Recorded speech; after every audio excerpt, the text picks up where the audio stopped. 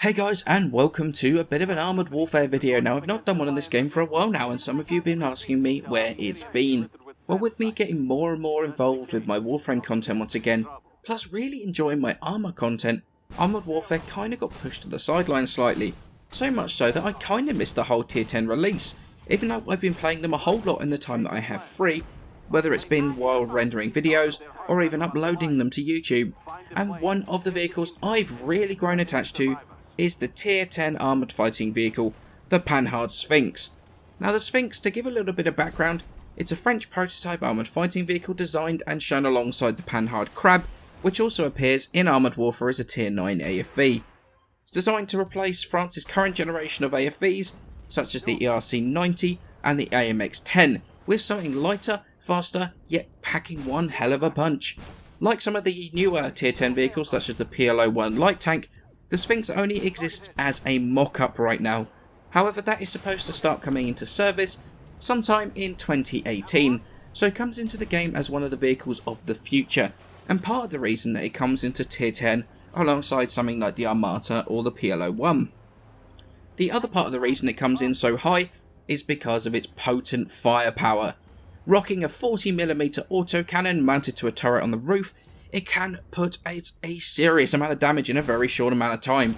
Cannon fires a pretty damn decent 100 rounds a minute, with a reasonable reload speed of 10 seconds for the whole clip to be reloaded, and with each armour-piercing shell coming in with 306 mils of penetration, 224 average damage, it can deal with vehicles like other AFVs and tank destroyers with little to no problem whatsoever, or heavier beasts like the main battle tanks or the light tanks, when aiming for weak spots.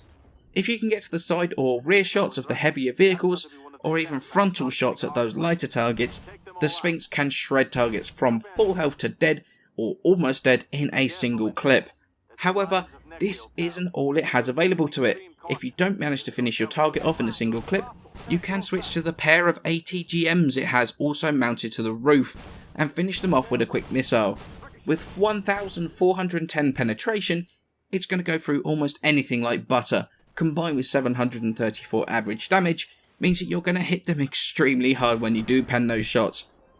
Now, it's important to remember that with it being a tier 10 vehicle, almost everything at this point has explosive reactive armour, cage armour, or active protection systems designed to stop shape charges like ATGMs.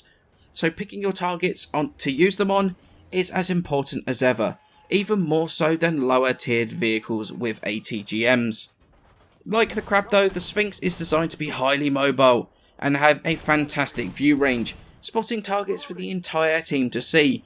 Its acceleration is lightning quick, from 0 to 32 km an hour in just 1.8 seconds, tops out at about 110 km an hour, and with that incredible view range of 520 meters, you can get to your spotting place quickly and start lighting up targets for your entire team to see almost instantly. And it's important to remember the manoeuvrability of the vehicle, because quite frankly, the armour may as well be made out of cheese for all the good it is. For an AFV, it is pretty well armoured for what it is, but at that tier, pretty much everything from autocannons to main battle tank high explosive shells is just going to go straight through it and do full damage.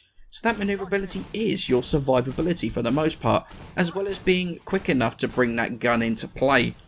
Now the Sphinx is not an easy vehicle to play, neither in PvP or PvE especially. In PvE, the overwhelming amount of vehicles you face, combined with the fact that they can spawn behind you, or even next to you sometimes, can be extremely hazardous to something that is as squishy as the Sphinx. And, it can't take a hit like some of the others can. Playing smart, not rushing in like a lunatic, can be extremely successful, and some of my best games where I've actually just sat back a bit, spotted for my team, tried to snipe with the autocannon or the ATGMs. Spotting XP can be huge, and sometimes it's not always about the damage done by your own vehicle, but taking advantage of damage done by your team as well.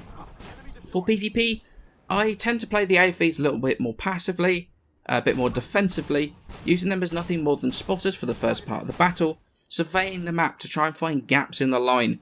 As soon as you find that gap, you can go for it. Vehicles like the Sphinx that are well camouflaged, they've got a very high camo rating, they are very hard to hit because of their manoeuvrability, and with that autocannon, they are perfect for mopping up flanks provided you play it smart. Tanks on low health that are busy with friendly tanks to the front are unlikely to be protecting their rear, so mopping them up with a few well placed shells to the engine is something the Sphinx is incredible at. But more importantly, the Sphinx is a blast to play. Bombing around the battlefield, mopping up enemy tanks is something that is incredible fun to do. I'd just say that while I can't seem to get the hang of this in PvP because quite frankly I am far too aggressive with it, in PvE it can be fun to just admit that if you're going to use your field respawn, just bomb around at 110 km an hour, darting in and out and around enemy tanks. It's incredible fun, so much fun, even if that consumable is going to hurt in the post-battle credits. I would say it's worth the grind to tier 10, because you also have the crab at tier 9, which quite frankly is more of the same. As always guys, I hope you enjoyed my look at this vehicle. I would love to hear your feedback on these videos and what you would like to see going forward, and I shall see you in the next video. Intel's been downloaded. Thanks, Black Company. You have no idea how important it is to stop the Alliance.